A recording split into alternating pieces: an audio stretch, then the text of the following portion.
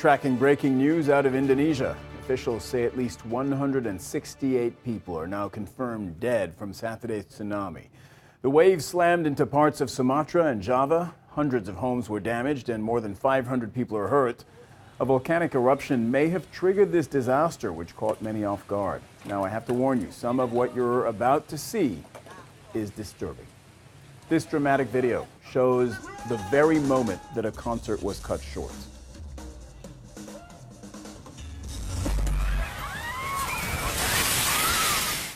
And the band on stage keeps playing, unaware of the tsunami about to strike. CNN's Ivan Watson joins us now from Hong Kong. We've been seeing a lot of disturbing images. Ivan, what can you tell us?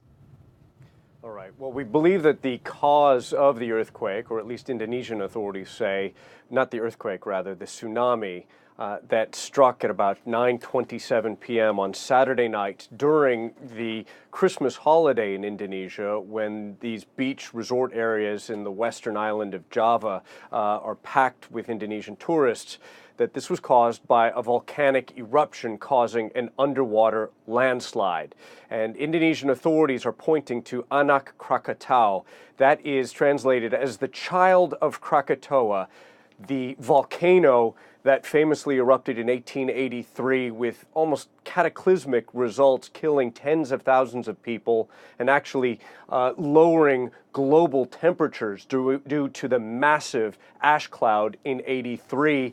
A smaller island grew up in the wake of that catastrophe, and that is what erupted on Saturday. Indonesian authorities say it has been erupting for months, but perhaps due to the fact that there was a full moon and high tide that contributed to this tsunami that flooded into these resort areas of Western Java. Now, with a death toll up to 168 people, 745 people injured, dozens of people missing, and hundreds of houses destroyed. Now, this video that you showed before, amateur video of an Indonesian band known as 17, popular with young people in Indonesia, performing at what we believe was an state electric company celebration. The singer of the band has since posted on Instagram, and we're going to translate that for you to give a listen to one of the victims of this deadly wave. Take a listen. I just want to say that our bass player, Bani, and our manager, Oki Wijaya, passed away. I also ask for prayers for my friend Andy, Herman, and Ujang, who is still missing at this time.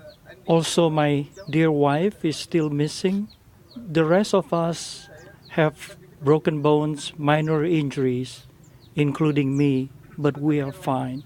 Please pray that we can find Andy, Herman, and Ujang, and my wife. Cyril, the Indonesian President Joko Widodo has put out statements about this, expressing condolences, ordering emergency response teams and heavy equipment to the scene. We've spoken with a spokesperson for the International Committee of the Red Cross, who says that some of one of the main roads to the area, and this is just about 3 hours drive west of the Indonesian capital, so a popular place for weekend and day trips, seems to have been damaged by the storm. One of the descriptions of the tsunami is that the wave might have been at a height of about 1.5 meters and could have gone as far as 500 meters inland, and thus the cause of all of this destruction and death. Yeah, and that explains the very high death toll, which stands at 168 people killed this hour. Ivan Watson, thank you very much. We'll talk to you again. I want to talk to meteorologist Derek Van Dam now. And Derek, we heard Ivan told us about the volcano that was the cause of all this. What can you tell us? Yeah, Cyril, that sounds counterintuitive, I'm sure, to our viewers hearing that a volcano triggered a tsunami. Normally we think of tsunamis being triggered by earthquakes, by landslides, even by the shifting of tectonic plates. But this particular time, it was because of a volcano. So how can that happen? Get to the video, roll it behind me if you don't mind, please. And this is the volcano, the Krakatoa volcano.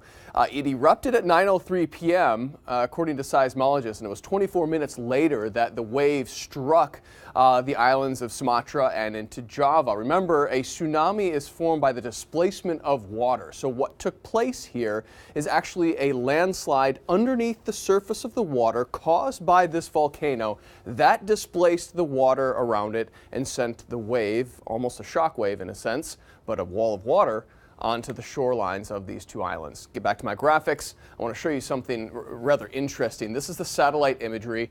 There's the Krakatoa volcano, and that plume of almost red and orange that you see there, that is actually the eruption and the moment that it took place, 9:03 p.m. local time.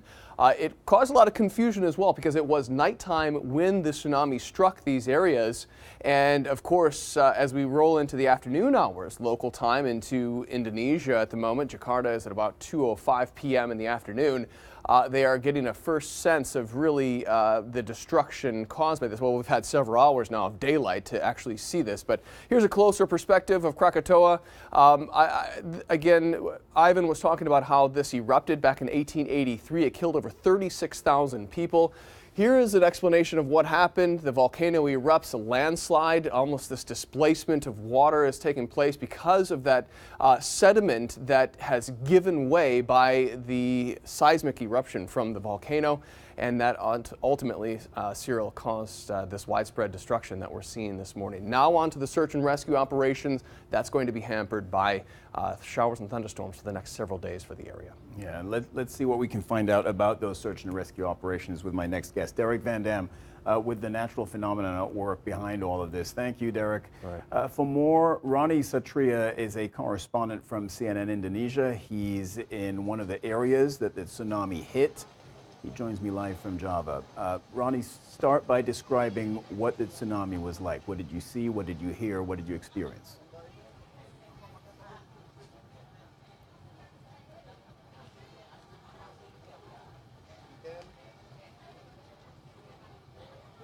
All right, Cyril, the first time I came or arrived in the location, I saw dozens of houses were damaged and destroyed. And I saw like the waves in the sea because the main street in the lands is very close to the beach, and the waves is very high. And at 12 p.m. it's around 2 hours local time before right now.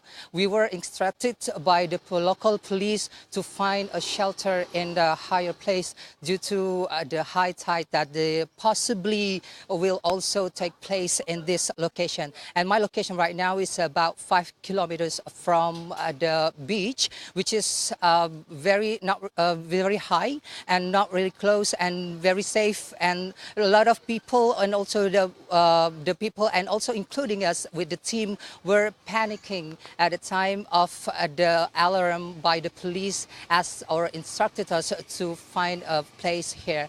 And we are stuck right now until we are permitted back to the beach again, because we want to see like the damage that impacted the most in Tanjung Lesung. Is around 30 kilometers from my location right now.